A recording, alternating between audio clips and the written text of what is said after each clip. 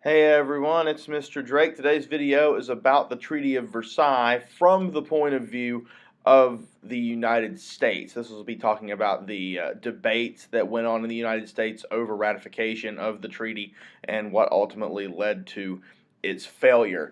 If you want a review of everything about the Treaty of Versailles from Europe's point of view, recommend watching the World Civ video that we made a couple of years ago about the Treaty of Versailles. This is going to primarily focus on the United States. So with that in mind, let's go ahead and get started.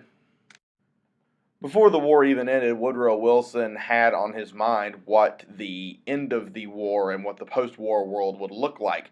And with that in mind, he published his 14 points in January of 1918. The 14 points were a series of proposals that he intended to take with him to the treaty negotiations for how to make the world safe for democracy, as had always been his goal. And a lot of these points deal with rearranging borders and sovereignty and colonies and stuff like that. Some of the more important ones that affected the United States directly were freedom of the seas, keeping in mind the submarine warfare that occurred that had led to America entering the war in the first place, the banning of secret treaties, since part of what led to the war becoming as big as it did when it first started was people not knowing who everyone had as allies. Fair trade between all countries, reducing weapons down to a reasonable, manageable level, and most notably the creation of a League of Nations, which was intended to be an organization that would broker peace and help mediate disputes and hopefully, idealistically perhaps, eliminate the need for war. And this was an idea that had been bandied about by other politicians before Wilson. I think Teddy Roosevelt had mentioned before that it might be a neat idea, and Wilson intended to see it through. The 14 points were dropped behind German lines during the war toward the end, trying to encourage the Germans to surrender by giving them the idea that they would be faced with peaceful terms and not be punished following the war. Of course, we know that that didn't happen, and the other Allied leaders were not too thrilled with the 14 points because it doesn't reflect what they wanted out of the war, what Britain and France wanted, which was to punish Germany. George Clemenceau, the leader of France, actually remarked when he read the 14 points, God himself only had 10. So you see there, he didn't think too much of it. Wilson ends up being quote-unquote outvoted at the Treaty of Versailles by the other members of the Big Four. Clemenceau, who I just mentioned, David Lloyd George, who was the Prime Minister of Great Britain, and Vittorio Orlando, who was the leader of Italy. The treaty that was signed in June of 1919 with no input from the Central Powers whatsoever created a very, very punitive document. You might recall, we're not going to go into a lot of details, but the war guilt clause that basically says the whole war was Germany's fault and forcing Germany to pay a cartoonishly large amount of money in reparations to the Allied powers for all of the damage that they had caused since the war was allegedly their fault. I've heard this referred to as the politics of hatred in some circles by some historians because it's not a document that tries to foster peace between these countries. It was just intended as revenge, basically. But it does include the League of Nations, which is what Wilson really wanted, and he still held out hope that this organization would make the world a better, safer, more peaceful, more democratic place. But the biggest challenge was going to be getting people back home in America to go along with this. Making it considerably harder for Wilson in terms of getting the treaty ratified was the fact that between the end of the war in November of 1918 and when the treaty was finalized at Versailles in the summer of 1919, the Republicans had taken over the U.S. Senate. And now leading the Senate was the chairman of the Senate Foreign Relations Committee, Henry Cabot Lodge of Massachusetts, who had no love whatsoever for Woodrow Wilson, thought he was weak, too worldly, too idealistic. Before the war even started, Lodge told Teddy Roosevelt, who was one of his very good friends, "I never thought I could hate anyone the way I hate Woodrow Wilson." So you can see this is not going to be a fun thing for Wilson to go through when trying to get the treaty ratified.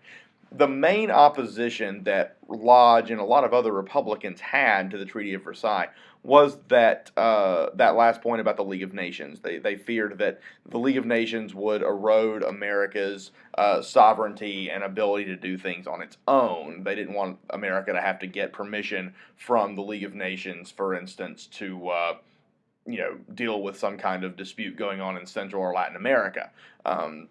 So Lodge proposed a series of reservations to the treaty. Reservations in a treaty are things you can do where you say, like, okay, I'll sign the treaty, but we're not going to go along with this part, or we're only going to agree to this part if we can also do this, that kind of thing.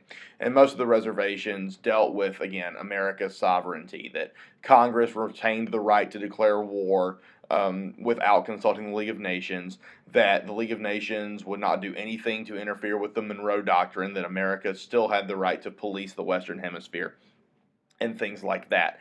And so the debate over the treaty broke out into a whole bunch of different groups. There were a lot of people who wanted the treaty the way it was. There were some people who wanted the treaty with some of the reservations, some who wanted the treaty with all of the reservations. And then there was a bipartisan, Republican and Democrat, group of about a dozen senators who were called irreconcilables, who didn't want the treaty under any circumstances at all. So the problem here becomes how to get to 2/3, which ends up being a fairly insurmountable task for Wilson. Despite all those obstacles, Wilson was not going to go down without a fight, and he undertook a nationwide tour of the country and spoke to essentially anyone who would listen about why the treaty was something that America needed to take part in. And he essentially exhausted himself, and while stopped in Pueblo, Colorado in the fall of 1919, he got sick. The tour had to stop, and he basically suffered a collapse. And about a week later, while he was still trying to recover, he had a fairly serious stroke, which for the last 2 years of his presidency pretty much rendered him an invalid. And today, under the 25th Amendment, he probably would have been ruled incapacitated. But nothing like that existed at the time, so he remained in power. But the extent to which he was able to effectively negotiate was severely diminished. And most people in the country, really no one in the country for a while, knew that Wilson was ill. Or if they did know he was ill, they didn't know the extent and how serious it was, because he was very, very fiercely shielded from the press by his wife Edith, who's pictured there, and by a couple of his physicians. And so the negotiations over the treaty completely bogged down, and a lot of historians have said, or speculated, I guess, if Wilson had been well, he probably would have compromised with Lodge on some of the reservations, and could have maybe gotten 2/3 of the Senate to go along with it, and the treaty could have been ratified. But Edith was pretty much serving as Wilson's proxy in deciding what information he got and who he got to talk to and all of that. And as a result, the White House was completely obstinate on this entire issue. And so the treaty ends up being defeated once and for all in 1919. And as a result, the United States does not join the League of Nations, and pretty much dooms that organization to impotence and ultimately failure. As a bit of a side note, the U.S. finally officially makes peace with Germany and Austria and Hungary in 1921 in separate treaties. But this marks really the beginning of Warren Harding's return to normalcy, the idea of going back to the way things were before the war, and marks a period of American isolationism, where America primarily focuses on domestic affairs, reduces the size of the army fairly sharply, and doesn't participate in international politics on a large scale again until the eve of the Second World War. That will do it for today. Make sure to reference the World Civ video on the Treaty of Versailles if you need to bone up on that, like I said at the beginning. And feel free to ask questions either in class or in the comment section if you've got any questions you want answered. Cheers.